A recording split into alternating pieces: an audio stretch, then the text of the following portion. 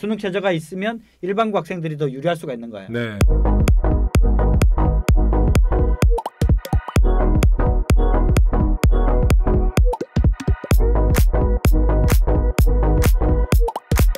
안녕하세요.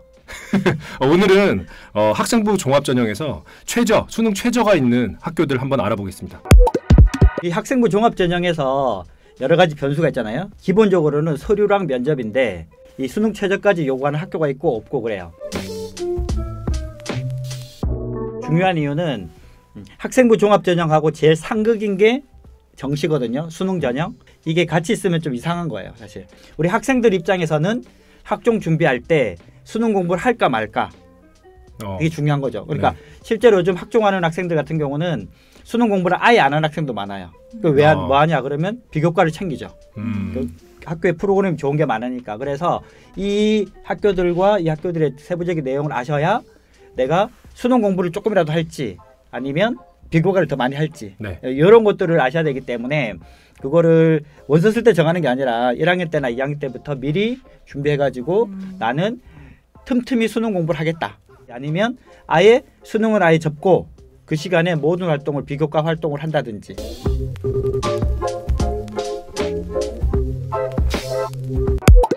그러니까 문제는 학종은 수능 최저 없다라고 생각을 하면 수능 공부를 안 해버려요.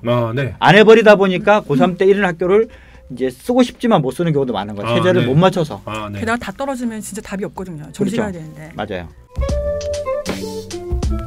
근데 학종이어도 이 정도 내신 때가 나온다라고 하면 교과 전형이 가능하기 때문에 교과 전형은 또 아까 말씀하신 것처럼 최저가 거의 다 있잖아요. 거의 다 있죠. 예, 그러면은 그 정도 내신 때 들어온 학생들이라고 하면은 최저를 관심을 반드시 갖고 준비하는 게 전략상 맞겠네요. 네, 전략에 따라서 한 과목을 포기를 해도 되는 게 최저력이기 때문에 수능에서 정말 대학 그냥 통으로 뚫는 것보다는 정말 쉬워요. 그래서 숫자가 높아 보이기는 하지만 정시보다는 훨씬 쉽다라고 보시면 되죠. 네.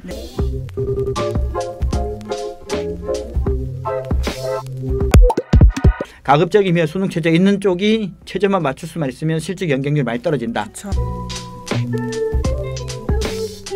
정말 수능 공부를 못하겠다 그러면 그러려면 비교과가 굉장히 좋아야 되고 비교과가 좋아야 된다는 거는 학교 프로그램도 좋아야 돼요. 뒷받침이.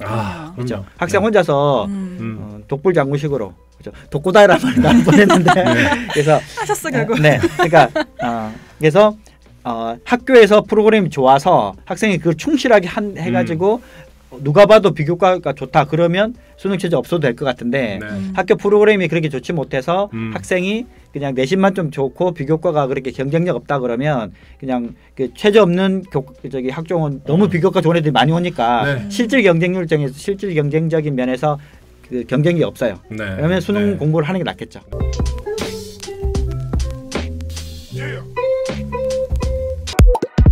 영어가 1이 안 되면 정말 힘들겠죠. 영어가 1이 안 되면 정말 힘들겠죠.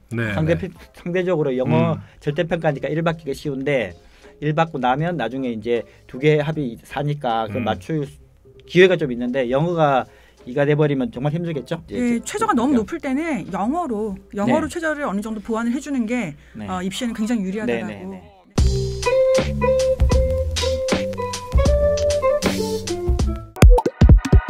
수도권에 있는 서울에 있는 상위권 대학들 중에서 학생부 종합전형으로 선발을 하는데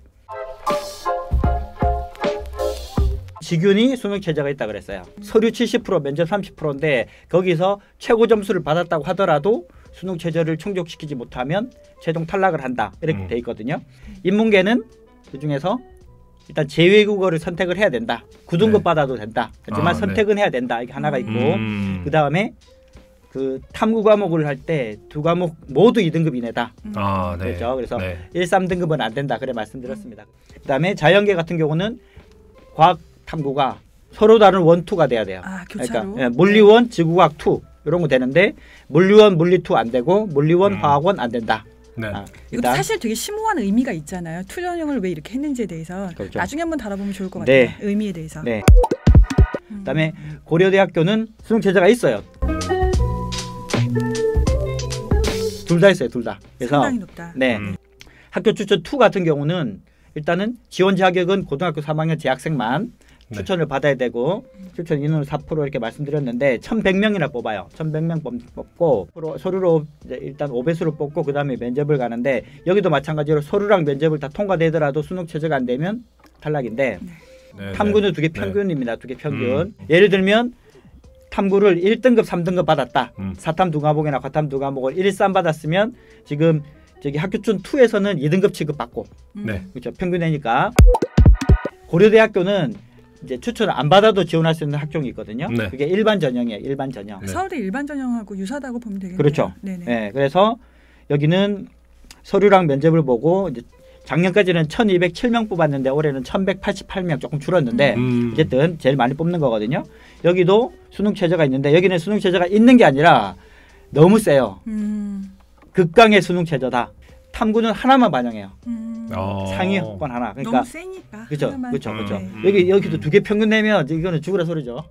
고대학 일반 전형 같은 경우는 비교과가 안 좋아서 다른 그 중위권, 중상위권 대학 학종 떨어진 애도 붙는 경우가 많아요. 수능 최저를 맞춘 학생이 적기 때문에 어쨌든 그렇게 받아들이시면 되겠고.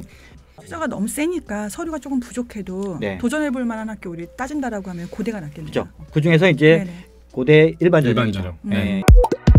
그래서 이대는 이제 굉장히 좀 중요한 게 하나가 있는데 2개가 있어요. 2개가. 교과 전형은 이게 고교 추천 전형이라 그래서 학교당 5명씩을 추천받아서 하는데 거기는 수능 최저가 없어요. 특이하게. 대신 면접이 있어요. 면접이 있고 이대 미래인재 같은 경우는 정반대로 수능 최저는 있는데 면접이 없어요. 특이하게. 그래서 서류 100%로 뽑는데 여기는 이제 수능 최저가 있는 학교인데 제가 2가지 중요하다 그랬죠. 첫 번째 말씀드렸고 두 번째는 뭐냐면 수능 최저가 좀 강화됐어요. 오히려. 그래서 자연계 같은 경우가 작년에 2개 합이 4였거든요. 근데 올해는 3개 합이 6으로 바뀌었어요.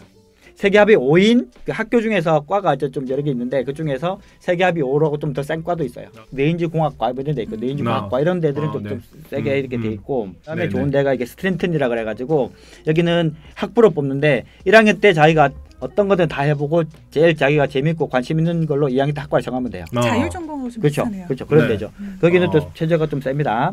그래서 최저 있는데 홍익대가 있어요. 홍익대. 홍익대는 특징이 교과도 최저가 있고 종합도 최저가 있어요. 특이한 학교인데 어쨌든 거기에 이제 학교생활 우수자 전형이라 그래갖고 학교생활 우수자 이름 자체가 학종이죠.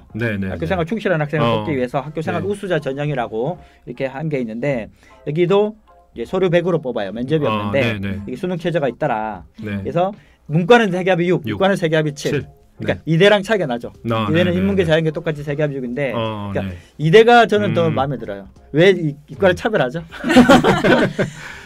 이해는 되죠. 이과는 그렇죠.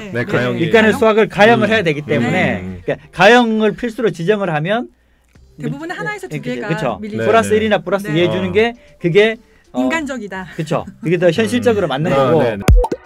그래서 이 4개 학교랑 나머지 11개 학교 같은 경우는 구분을 잘 해주시고 그 다음에 이제 지방 거점 그렇죠. 대학교.